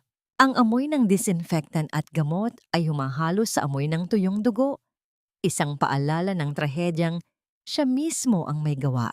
Rosa, makinig ka muna. Ang pagsusumamo ni Joaquim, ang kanyang boses ay nanginginig at tila mawawalan ng lakas. Ang kanyang mga kamay, na dati ay puno ng kapangyarihan at ginagamit upang itaboy ang babaeng ito, ay nakababa na ngayon sa kanyang tabi, nanginginig at walang silbi. Anong pakikinggan ko? Ang pilit na pagbangon ni Rosa. Kahit ang bawat galaw niya ay nagdudulot ng matinding hapdi sa kanyang mga sugat. Nahuli na ang lahat, na muntik mo nang patayin ang anak mo dahil sa lupang yan. Nakita ko ang mga mata mo, Joaquim. Nakita ko ang galit mo habang hinahabol mo ang bus. Gusto mo kaming mawala, di ba? Ngayon, ayan na. Wala na kaming matitirhan. Wala na kaming pag-aari. Ano pa ang gusto mong kunin? Napatitig si Joaquim sa kanyang sariling mga palad. Ang mga kamay na ito. Ang mga kamay na minsan ay sumampal sa dangal ni Rosa Maria sa pamamagitan ng pera. Ang mga kamay na nagtapon ng dokumento ng pagpapaalis. Ang bawat daliri niya ay tila nakabaon sa kasalanang hindi na mabubura ng anumang halaga ng salapi. Isang matinding panginginig ang gumapang mula sa kanyang mga balikat hanggang sa kanyang dibdib. Ang kanyang paghinga ay naging mababaw at hirap. Tila may isang malaking pader na unti-unting gumuguho sa loob ng kanyang puso. Ang bawat alaala ng kanyang kalupitan ay tila mga aninong sumasakal sa kanya. Ang pagluhod ni Rosa sa putik, ang pag-iyak ni Lucia sa plaza, at ang kanyang matigas na pagtanggi na pakinggan ang katotohanan. Ngayon, habang ang sarili niyang dugo ay dumadaloy sa mga ugat ni Lucia, ang bawat pintig ng puso ng bata ay tila isang sumbat na hindi niya matakasan. Ang 0% na resulta ng DNA test na hawak niya noon ay tila isang malaking biro ng tadhana, isang laso na nabinuo upang patayin ang kanyang pagkatao. Hindi ko alam, Rosa. Niloko nila ako. Ang pabulong na wika ni Joaquim, ang kanyang mga mata ay nagsisimulang mapuno ng mga luhang matagal na niyang ipinagkait sa kanyang sarili. Ang pagbagsak ng kanyang mga balikat ay tanda ng isang lalaking tuluyan nang sumuko sa bigat ng kanyang budhi. Niloko ka? O mas pinili mong maniwala sa kasinungalingan dahil mas madaling magalit kaysa magmahal? Ang bawat salita ni Rosa ay tila isang karayom na itinutusok sa pinakamalalim na bahagi ng puso ni Joaquim. Lumayo ka na, Joaquim. Ibinigay ko na ang lupa. Ibinigay ko na ang lahat. Huwag mo nang hintayin. Sumumpa pa ako sa harap ng Diyos para lang iwan mo kaming mag-ina sa katahimikan. Dahan-dahang tumalikod si Joaquim. Ang bawat hakbang niya palayo sa kama ni Rosa ay tila paglakad sa isang walang hanggang kadiliman. Sa labas ng silid, sa tahimik at malamig na pasilyo ng ospital, sumandal siya sa pader at dahan-dahang napaupo sa sahig. Ang kanyang mukha ay ibinaon niya sa kanyang mga kamay. Ang bawat hikbi na pilit niyang pinipigil ay lumilikha ng isang mahina at nakakapangilabot na tunog sa gitna ng katahimikan ng gabi. Doon sa gitna ng kawalan, isang matinding puot ang unti-unting pumalit sa kanyang pighati. Hindi puot laban kay Rosa, kundi puot laban sa mga taong nagnakaw ng 7 taon ng kanyang buhay. Ang imahe ng kanyang ina, si Doña Beatriz, na nakangiti habang binubura ang katotohanan, ay tila isang demonyong sumasayaw sa kanyang isipan. Mukhang gusto mo pa itong maiba ang pagkakasulat. Narito ang panibagong bersyon na nananatili, ang lalim ng damdamin, ngunit mas naiiba ang daloy. Paano ako nabuhay ng 7 taon na walang nakita, samantalang ang sarili kong dugo ay tahimik na nagdurusa? Sino ang may ganitong kasamaan upang paglaruan ang kapalaran ng isang batang walang muwang at ng babaeng inibig ko nang higit pa sa sarili ko? Hanggang dito na lang, ina. Mahinahon ang tinig ni Joaquim, ngunit bawat salitang kanyang binigkas ay tila isang hatol na hindi na maaaring baguhin. Ang malawak na sala ng mansyong Montemayor ay balot ng malamig na katahimikan, maliban na lamang sa mahinang ugong ng aircon na tila isang huling hininga ng isang naghihingalong tahanan. Nakaupo si Doña Beatriz sa kanyang paboritong selyadura. May hawak na tasa ng tsa at ang kanyang mukha ay tila isang pader na walang anumang bitak ng pagsisisi.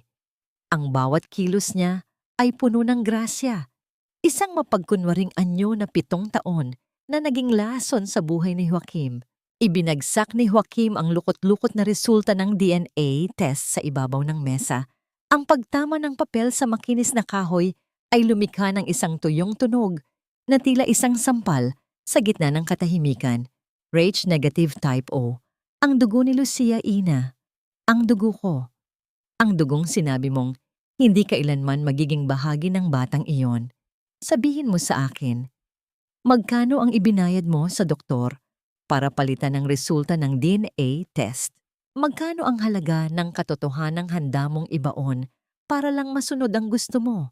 Dahan-dahang ibinaba ni Beatriz ang kanyang tasa. Ang pagdaiti ng porselana sa platito ay hindi lumikha ng anumang ingay dahil sa kanyang matatag na kamay. Tumingala siya sa kanyang anak. Ang kanyang mga mata ay nananatiling matigas at mapanghusga.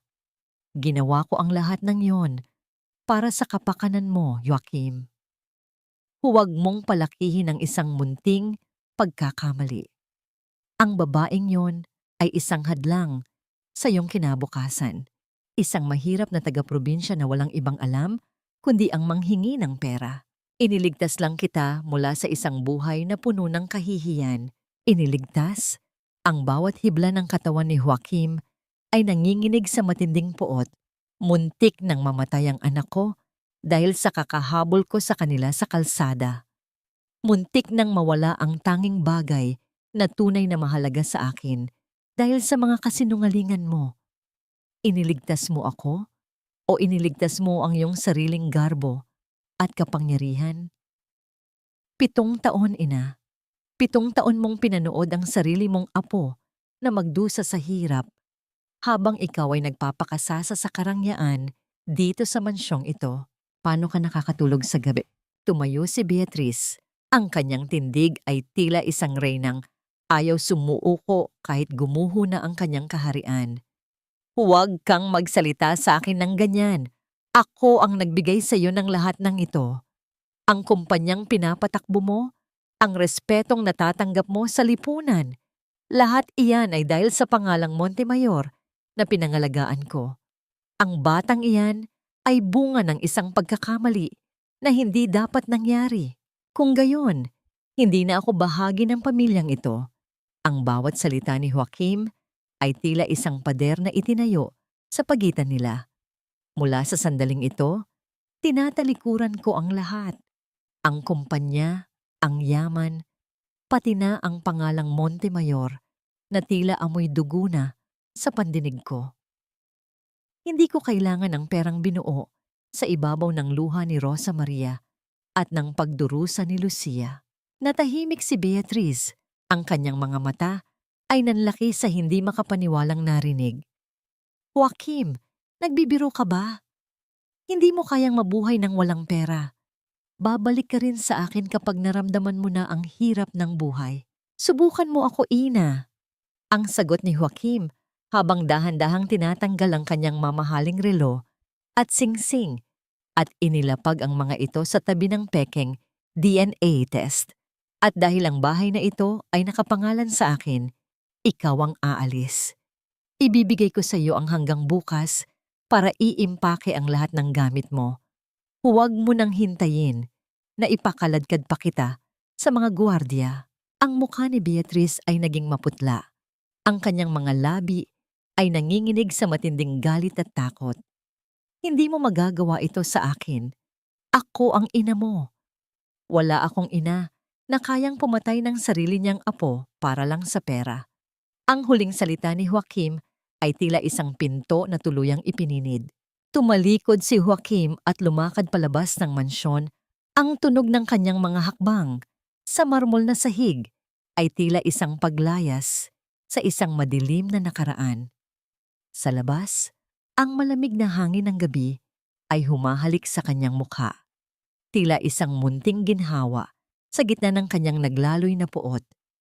Ngunit habang palayo siya sa mansyon, isang mabigat na tanong ang nananatili sa kanyang isipan. Ngayong tinalikuran na niya ang lahat para sa katarungan, tatanggapin pa ba siya ng babaeng winasak niya ang puso? At paano niya sisimulan ang pagbuo ng isang buhay na wala ng kayamanan, kundi ang tanging hangarin na mapatawad ng mag-inang pinagkaitan niya ng 7 taon? Ang bawat piga ni Joaquim sa basang bimpo ay naglalabas ng maliliit na patak ng tubig na bumabalik sa timba. Lumilikha ng mga bilog sa ibabaw ng tubig na tila mga alaala ng kanyang nagdaang buhay. Sa loob ng maliit na ward ng ospital, malayo sa karangyaan ng mansyon na kanyang tinalikuran, nakaupo si Joaquim sa isang plastik na upuan sa tabi ng kama ni Rosa Maria.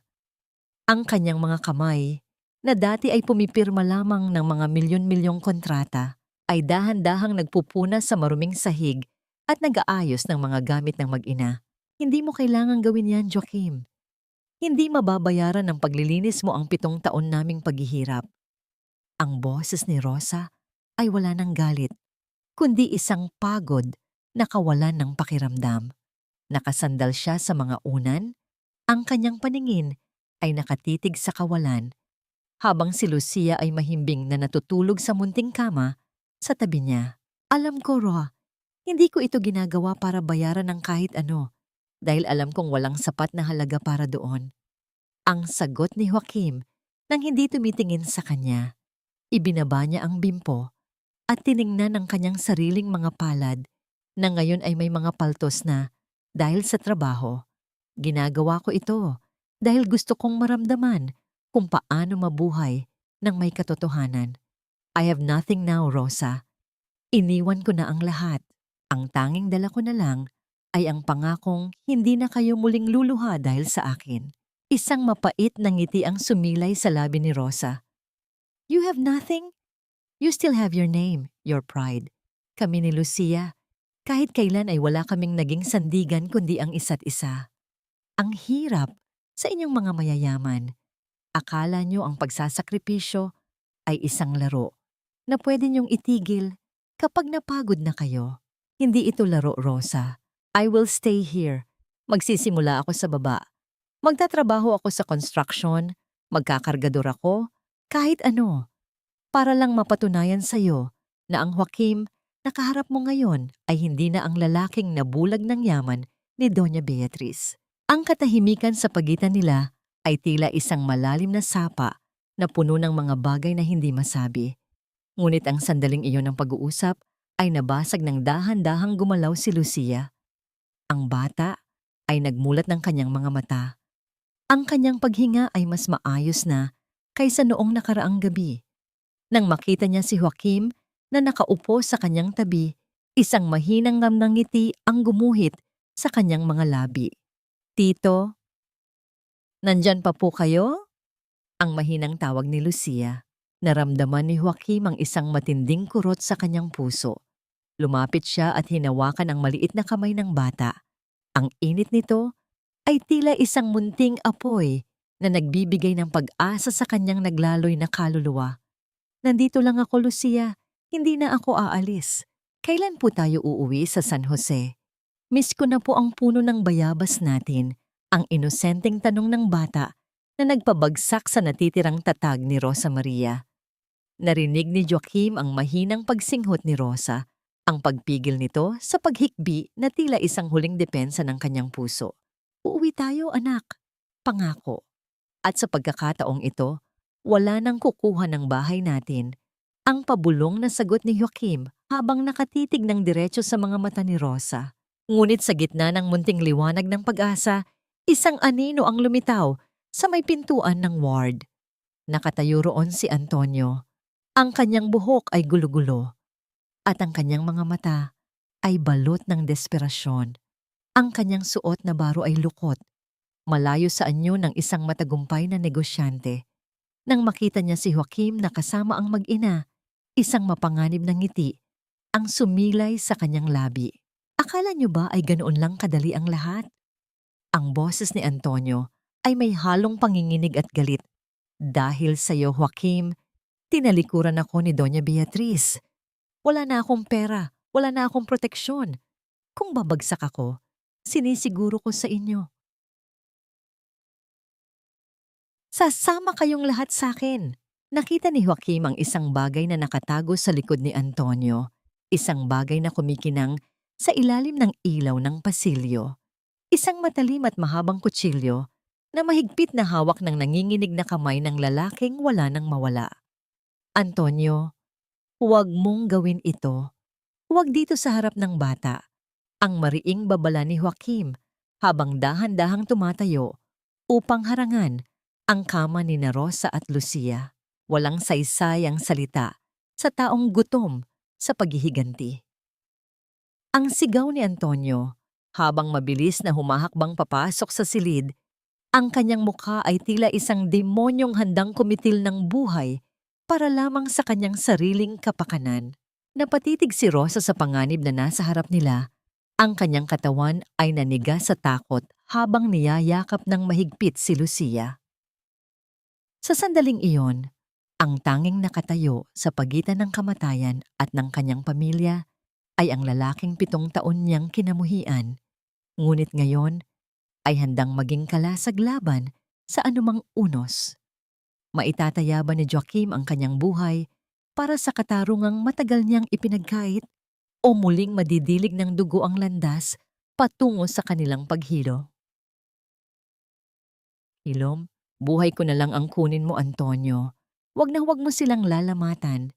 Kahit isang hibla ng kanilang buhok, ang boses ni Joaquim ay matatag. Tila isang pader na yari sa bakal na hindi kayang tapatan ng anumang kaba.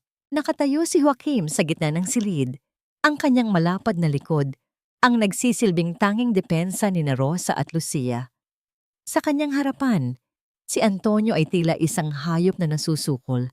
Ang nanginginig na kamay na may hawak na kutsilyo ay tila sumasayaw sa hangin. Ang bawat paghinga ni Antonio ay tila bugso ng hangin bago ang isang malakas na bagyo, mabilis, mababaw, at puno ng lason. Ang amoy ng pawis at takot ay humahalo sa amoy ng gamot sa loob ng ward. Lumilikha ng isang kapaligirang nakakasakal. Akala mo ba ay bayani ka na ngayon, Joaquim? Ang pangungutya ni Antonio, ang kanyang mga mata ay naniningkit sa tindi ng inggit at puot. 7 taon tayong magkasama. Sa bawat kasinungalingan, ako ang gumawa ng lahat ng maruming trabaho para sa'yo at sa ina mo. Ngayon, itatapon niyo lang ako na parang basura dahil natauhan ka. Hindi ako papayag na ako lang ang mawawalan. Ibaba mo ang kutsilyo, Antonio. You're desperate, I get it. Pero hindi ito ang paraan. Ang mahinahong sagot ni Joaquim habang dahan-dahang humahakbang pasulong, pilit na inilalayo ang atensyon ng kalaban sa mag-ina.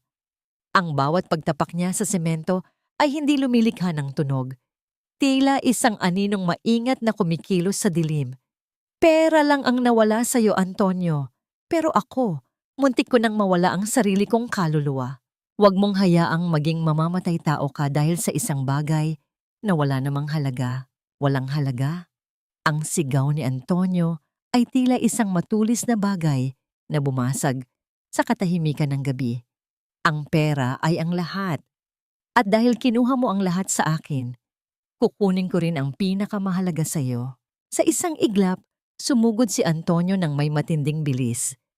Nakita ni Rosa ang pagkislap ng talim sa ilalim ng ilaw ng ospital, isang liwanag na nagdala ng kilabot sa kanyang buong pagkatao.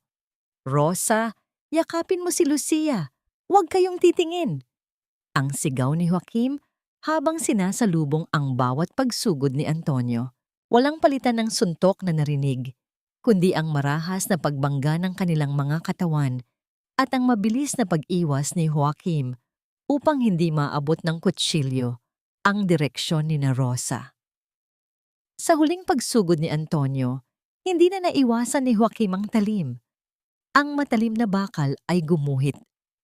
Sa braso ni Joaquim, nag-iwan ng isang hapdi na tila isang nagbabagang uling na idiniit sa kanyang balat. Ang kanyang suot na simpleng baro ay dahan-dahang nabahiran ng matingkad na pula, tila isang mapait na paalala ng kanyang sakripisyo. Ngunit sa halip na umatras, mas lalong humigpit ang paninindigan ni Joaquim. Gamit ang kanyang huling lakas, nahawakan niya ang mga kamay ni Antonio at itinulak ito palayo sa kama. Ang kanilang pagbuno ay nagtapos sa pagtapon ng kutsilyo sa malayong sulok ng silid, kung saan ito dumausdos sa sahig hanggang sa tumama sa pader nang walang ingay. Bukas ang pintuan ng ward at mabilis na pumasok ang mga security guard ng ospital. Ang pagpigil nila kay Antonio ay naging mabilis, ang paghawak sa kanyang mga braso at ang pagkaladkad sa kanya palabas ay tila isang huling hudyat ng pagtatapos ng kanyang kasamaan. Ang mga sigaw ni Antonio ng pagmumura ay iunti-unting naglaho sa pasilyo hanggang sa ang tanging natira na lamang ay ang mabigat na paghinga ni Joaquim. Nakatayo pa rin si Joaquim sa gitna ng silid. Ang kanyang braso ay dahan-dahang tumutulo, ang dugo sa sahig. Ngunit ang kanyang mga mata ay agad na humanap sa mga mata ni Rosa. Maayos ba kayo? May nasaktan ba sa inyo? Ang tanong niya.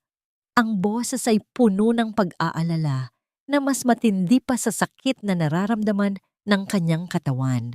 Dahan-dahang lumapit si Rosa. Ang kanyang panginginig ay unti-unting kumakalma. Tiningnan niya ang sugat sa braso ni Joaquim, ang pulang mantsa na patuloy na kumakalat sa puting tela.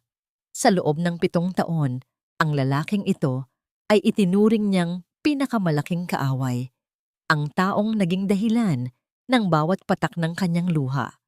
Pero sa gabing ito, Ang lalaking iyon din ang naging kalasag nila laban sa kamatayan. Bakit mo ginawa iyon? Ang pabulong na tanong ni Rosa. Ang kanyang mga kamay ay dahan-dahang lumalapit sa sugat ni Joaquim, ngunit hindi niya ito magawang hawakan. Pwede kang mamatay. Mas mabuti nang mamatay akong nagpoprotekta sa inyo kaysa mabuhay na walang saysay ang bawat hininga ko, ang sagot ni Joaquim. Isang mahinang ngiti ang sumilay sa kanyang labi bago ang kanyang paningin ay bahagyang lumabo. Ang kanyang katawan ay dahan-dahang nawalan ng lakas at bago pa man siya tuluyang bumagsak sa sahig, naramdaman niya ang malalambot na kamay ni Rosa na sumalo sa kanya. Joaquim!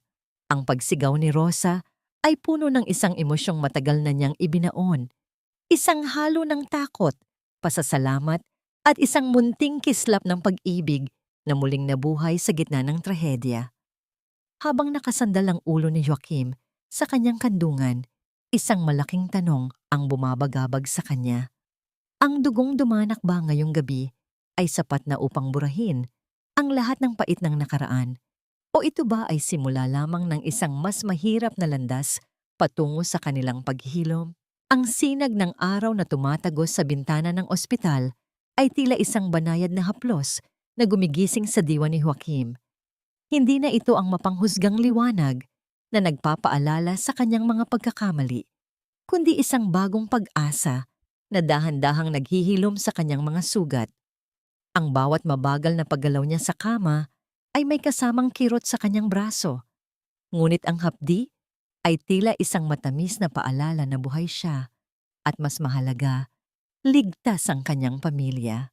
Sa kanyang tabi, nakita niya si Rosa Maria na nakaupo sa isang selyadura. Hindi ito ang Rosa na puno ng takot at pait. Ang kanyang anyo ay mas payapa na ngayon, habang dahan-dahang sinusuklay ang buhok ni Lucia na mahimbing na natutulog sa kandungan ng kanyang ina. Ang bawat hagod ng kamay ni Rosa sa buhok ng bata ay puno ng pag-iingat. Isang kilos na tila nagbubura sa bawat pait na dumaan sa kanila. Gising ka na pala. Ang pabulong na wika ni Rosa nang mapansin ang pagmulat ng mga mata ni Joaquim. Tumayo siya at dahan-dahang lumapit. Ang kanyang mga hakbang sa sahig ay hindi lumilikha ng ingay upang hindi magising ang bata. Inayos niya ang mga unan sa likuran ni Joaquim, isang pag-aalaga na matagal nang ipinagkait ng tadhana sa kanila. Kumusta ang pakiramdam mo? Mas mabuti na, lalo na ngayong nakikita ko kayong dalawa na maayos. Ang sagot ni Joaquim. Ang kanyang boses ay mahina, ngunit puno ng katapatan. Rosa, paglabas natin dito, hindi na tayo babalik sa Mayna. Ibinalik ko na ang titulo ng lupa sa pangalan mo.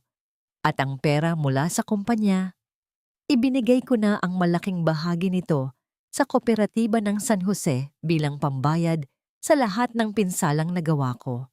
Napatitig si Rosa sa kanya. Ang kanyang mga mata ay naniningkit sa hindi makapaniwalang narinig. Joaquim, magiging mahirap ang buhay natin doon. Tinalikuran mo ang lahat. Sigurado ka ba? Sigurado ako, Rosa. Dahil sa San Jose ko nahanap ang tunay kong yaman, ang pabulong na sagot ni Joaquim habang dahan-dahang inaabot ang kamay ni Rosa. Ang pagdampi ng kanilang mga palad ay tila isang pangako na hinding-hindi na muling mababali. Mas pipiliin ko ang isang maliit na dampa na puno ng pagmamahal nyo kaysa sa isang mansyong balot ng kasinungalingan. Pagkalipas ng ilang linggo, muling natapakan ni Joaquim ang tuyot, ngunit pamilyar na lupa ng Sitio San Jose. Wala na ang kanyang mamahaling sasakyan. Dala-dala lamang niya ang isang simpleng bag at ang determinasyong bumuo ng isang bagong simula. Ang bawat paghinga niya ng sariwang hangin mula sa mga puno ng kawayan ay tila naglilinis sa kanyang maruming nakaraan. Ang sitio na dati ay kinatakutan siya ay dahan-dahan nang bumubukas muli para sa kanya dahil sa bawat tulong na ibinibigay niya sa pagbubungkal ng lupa at pag-aayos ng mga sirang bahay. Habang naglalakad sila patungo sa kanilang munting tahanan sa ilalim ng puno ng bayabas, isang itim na sasakyan ang biglang tumigil sa may bukana ng sitio. Mula rito, ay bumaba ang isang babaeng balot ng itim na damit. Ang kanyang anyo ay malayo sa marangyang Doña Beatriz na kinilala ng lahat. Ang kanyang buhok ay gulo-gulo at ang kanyang mukha ay tila tumanda ng 10 taon sa loob lamang ng ilang buwan. Joaquim! Ang pagsigaw ni Beatriz ay puno ng desperasyon at pait. Ang matanda ay dahan-dahang lumapit. Ang kanyang bawat hakbang sa putikan ay puno ng pag-aalinlangan. "Huwag mo akong iwan dito. Wala na akong pera. Kinuha na ng mga bangko ang lahat. Ikaw na lang ang natitira sa akin, anak." Tumigil si Joaquim sa kanyang paglalakad at lumingon sa kanyang ina. Walang galit sa kanyang mga mata, kundi isang malalim na awa na tila isang huling pamamaalam. "Binigyan kita ng pagkakataong magbago, ina.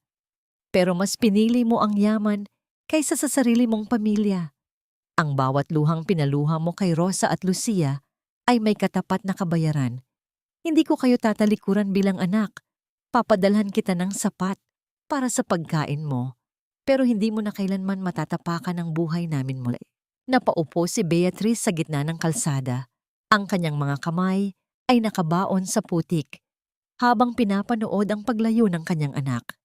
Walang sino mang lumapit para tulungan siya. Ang bawat taga-nayon ay tahimik na nagmamasid. Isang malinaw na mensahe ng karma na matagal nang naghihintay para sa kanya. Itinuloy ni Joaquim ang kanyang paglalakad. Inakay si Rosa at binuhat si Lucia. Ang bawat hakbang nila patungo sa kanilang dampa ay tila isang pag-akyat sa langit ng kapayapaan. Sa likod nila, ang anino ng nakaraan ay dahan-dahang naglalaho sa sikat ng hapon, habang ang landas patungo sa kanilang kinabukasan ay nagsisimula ng magliwanag. Nakaligtas na ba sila sa lahat ng unos? O mayroon pang mga lihim na pilit na bubuhay ng tadhana sa gitna ng kanilang bagong simula? Ang bawat paggalaw ng kampana ng lumang simbahan sa San Jose ay naghahatid ng isang masayang balita sa buong sitio. Ang matitinding tunog nito ay tila isang hudyat ng pagtatapos ng mahabang panahon ng tagtuyot sa puso ng mga tao. Ang hangin ay amoy sampagwita at bagong luto na kakanin, isang pamilyar na samyo ng kapayapaan na matagal na nawala sa buhay ni Rosa Maria. Ngayong araw, ang plaza na naging saksi sa kanyang kahihiyan ay pinalamutian ng mga puting bulaklak at simpleng mga telang satin na sumasayaw sa ihip ng banayad na hangin. Sa loob ng isang munting silid, sa likod ng simbahan, nakatayo si Rosa Maria sa harap ng isang lumang salamin. Suot niya ang isang simpleng puting bestida na gawa sa lokal na tela. Walang mamahaling hiyas, ngunit ang kanyang mukha ay nagniningning sa isang kaligayahang hindi kayang bilhin ng anumang yaman. Wala na ang mga bakas ng pagod sa ilalim ng kanyang mga mata. Ang tanging natira ay ang liwanag ng isang babaeng muling nahanap ang kanyang sarili sa gitna ng pagpapatawad. "Napakaganda mo, Rosa." Ang tinig ni Tia Belen ay bahagyang nanginginig sa katuwaan habang inaayos ang buhok ng kanyang pamangkin. Ang matanda ay nakaupo sa isang silya, masigla na ang kanyang anyo at puno ng buhay. Sino ang mag-aakalang ang lalaking naging dahilan ng pagluha mo ay siya ring magiging dahilan ng pag-ukit ng ngiting iyan sa iyong mga labi? Napangiti si Rosa at hinawakan ang kamay ng kanyang tiyahin. "Natutunan ko po na ang pag-ibig ay hindi laging diretso ang landas, tiya. Minsan, kailangan nating maligaw sa dilim para mas pahalagahan ang liwanag na darating." Sa harap ng altar, nakatayo si Joaquim. Wala na ang kanyang mamahaling suit na yari sa sutla. Suot niya ang isang barong Tagalog na gawa sa pinong pinya. Ang kanyang anyo ay mapagkumbaba ngunit puno ng dangal. Ang kanyang mga kamay na mayroon pang mga bakas ng kalyo mula sa pagtatrabaho sa bukid nitong mga huling buwan ay magkadikit sa kanyang harapan habang hinihintay ang pagpasok ng babaeng muling bumuo sa kanyang pagkatao. Ang mga taga-nayon na dati ay nanunuya sa kanya ay naroon ngayon upang sumaksi, hindi dahil sa takot sa kanyang pera, kundi dahil sa respeto sa taong piniling magpakababa upang itama ang kanyang mali. Nang bumukas ang malaking pinto ng simbahan, Ang liwanag mula sa labas ay tila isang banal na pagbati. Naglakad si Rosa Maria sa gitna ng pasilyo at sa kanyang tabi ay ang munting si Lucia na may hawak na basket ng mga talulot ng bulaklak. Ang bawat hakbang ng bata ay may kasamang inosenteng ngiti.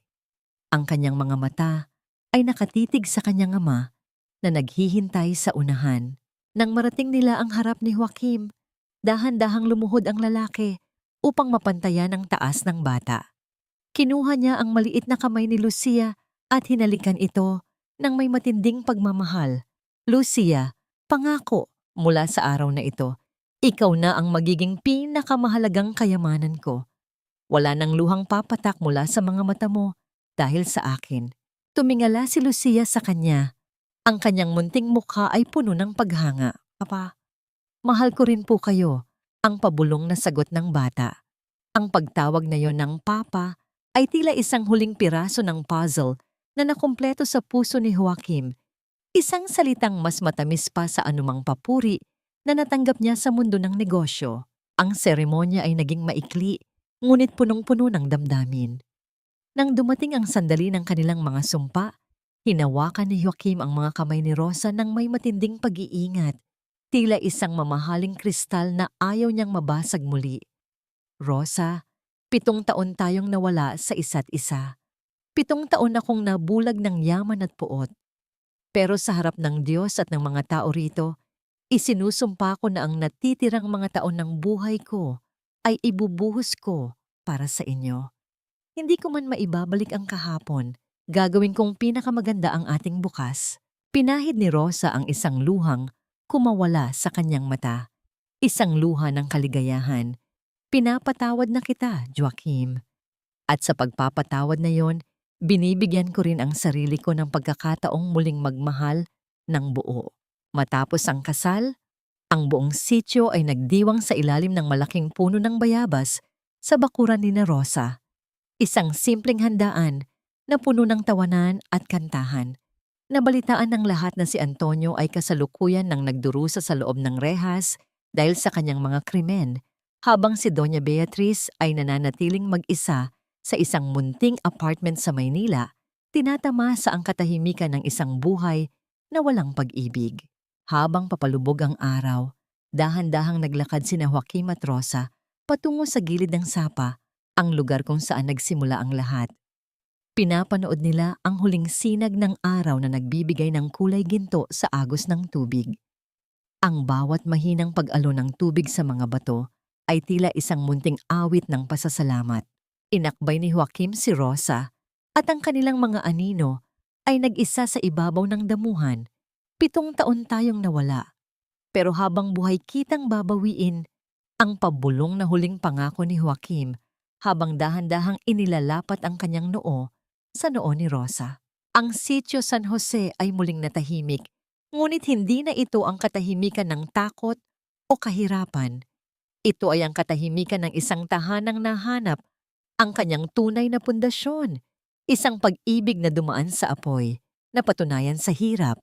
At ngayon ay handa ng mamunga ng walang hanggan. Lumipas ang ilang taon, at ang sitio San Jose ay naging saksi sa isang pagbabagong hindi lamang nakaukit sa mga kalsada, kundi sa puso ng bawat taong naninirahan doon. Ang hapon ay dahan-dahang nagbibigay daan sa dapit hapon, kung saan ang kulay ng langit ay nagiging tila isang painting ng kulay kahel at lila. Sa ilalim ng malaking puno ng bayabas sa tapat ng kanilang maayos at simpleng bahay, nakaupo sina Joaquim at Rosa Maria sa isang mahabang bangko na yari sa kawayan. Ang bawat ihip ng hangin ay nagdadala ng halimuyak ng mga bulaklak sa paligid, isang amoy na nagpapaalala sa kanila na ang bawat pagtatanim ay may takdang panahon ng pag-aani. Sa di kalayuan, makikita si Lucia na tumatakbo sa gitna ng luntiang damuhan. Mas matangkad na siya ngayon, ang kanyang buhok ay mahaba at sumasayaw sa hangin habang hinahabol niya ang isang makulay na paru-paro. Ang bawat tunog ng kanyang malakas na tawanan ay tila isang mabisang gamot na tuluyang nagpatahimik sa mga multo ng kanilang nakaraan. Hindi na siya ang batang may takot sa mga mata, Siya na ngayon ang simbolo ng tagumpay ng kanilang pamilya laban sa lahat ng unos. Pagod ka na ba? Ang malambing na tanong ni Rosa Maria habang iniaabot ang isang baso ng malamig na tubig kay Joaquim. Tumingala si Joaquim mula sa kanyang ginagawang munting silya para sa balkonahe. Ang kanyang mga balat ay bahagyang nangitim dahil sa sikat ng araw at ang kanyang mga kamay ay puno ng mga kalyo na tanda ng marangal na paggawa. Ngunit ang kanyang mga mata ay nagniningning sa isang uri ng kapayapaan na hindi niya kailanman naramdaman sa loob ng kanyang malamig na opisina sa Maynila. Salamat, mahal ko. Hindi ako pagod. Sa totoo lang, ngayon ko lang naramdaman na ang bawat hininga ko ay may kabuluhan. Ang bawat pawis na pumapatak sa lupang ito ay tila isang pagdidilig sa ating kinabukasan. Hinawakan ni Rosa ang kamay ni Joaquim. Ang kanyang mga daliri ay dumaan sa peklat sa braso ng lalaki.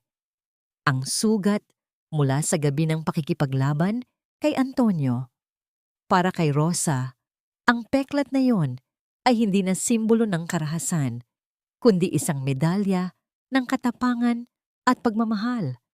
Napatawad na kita ng buong buo, Joaquim. Noong una, akala ko ay imposible. Akala ko ang galit ang magiging proteksyon ko habang buhay. Pero tinuruan mo ako na ang tunay na lakas ay nasa kakayahang magpalaya ng pait. At tinuruan mo naman ako, Rosa, na ang tunay na kapangyarihan ay wala sa kung gaano karami ang pera mo sa bangko, kundi sa kung gaano karaming pag-ibig ang mayroon ka sa loob ng iyong tahanan. Ang pabulong na sagot ni Joaquim. Tumingin siya kay Lucia na ngayon ay papalapit sa kanila. Bit-bit ang isang piraso ng hinog na bayabas. Alam niyo po, Papa, Mama, ang sabi ni Lucia habang sumisiksik sa gitna nilang dalawa. Sabi ni Tia Belen, ang pamilya daw po ay parang puno. Kahit gaano kalakas ang bagyo, basta malalim ang ugat, hindi ito mabubuwag. Napangiti ang mag-asawa at niyakap ng mahigpit ang kanilang anak. Sa sandaling iyon, tila huminto ang mundo para bigyang pugay ang kanilang paghilom. Nabalitaan nila na ang mansyon sa Maynila ay naging isang foundation na ngayon para sa mga batang biktima ng pang-aabuso. Isang paraan ni Joaquim upang itama ang mga mali ng kanyang lahi. Si Doña Beatriz ay nananatiling tahimik sa kanyang pag-iisa, isang paalala na ang kayamanang walang pag-ibig ay isang marangyang bilangguan. Ang harga ng paghahari na dati ay naging sumpa sa kanilang buhay ay napalitan na ng biyaya ng pagpapatawad. Natutunan nila na ang bawat luha ay may katapat na ngiti at ang bawat pagkakamali ay may pagkakataong itama. Basta't may katapatan at kababaang loob. Habang ang huling sinag ng araw ay naglalaho sa likod ng mga bundok, nanatiling magkayakap ang tatlo. Wala nang takot, wala nang pag-aalinlangan. Sa gitna ng sitio San Jose, isang pamilya ang muling nabuo.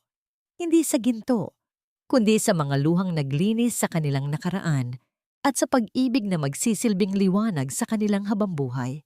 Ang kwento ni Joaquim at Rosa Maria ay hindi lamang isang kwento ng pag-ibig, kundi isang aral na ang bawat isa sa atin ay may pagkakataong magsimulang muli.